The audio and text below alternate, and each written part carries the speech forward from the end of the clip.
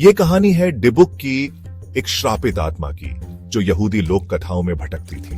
वो आत्मा जो जिंदा इंसानों के शरीर को अपना बसेरा बना लेती थी।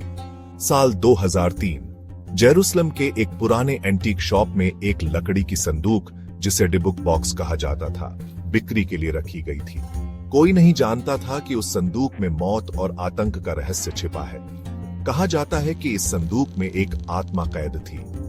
इसे खोलने का मतलब था मौत को बुलावा देना।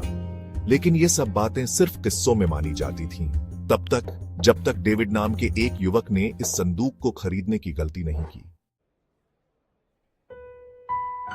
डेविड को पुरानी चीजें इकट्ठा करने का शौक था। जब उसने संदूक को देखा तो वो उसके अनोखे डिजाइन से प्रभावित हुआ। उसने इसे खरीद लिया, बिना ये जाने कि वो क्या लेकर जा रहा है।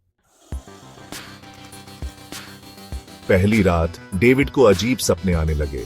उसने देखा कि एक बूढ़ी औरत जो यहूदी कपड़ों में थी, संदूक की तरफ इशारा कर रही थी और कुछ बोल रही थी, मगर उसकी आवाज साफ नहीं थी।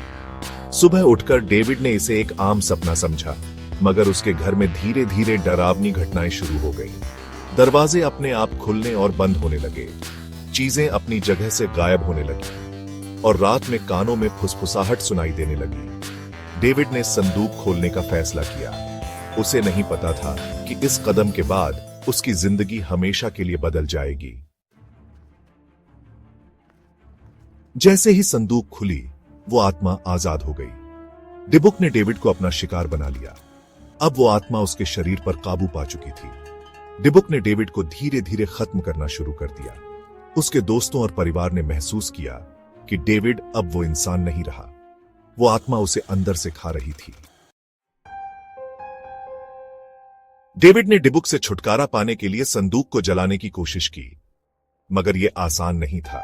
जिस रात उसने संदूक को जलाने का फैसला किया, उसी रात उसकी मौत हो गई।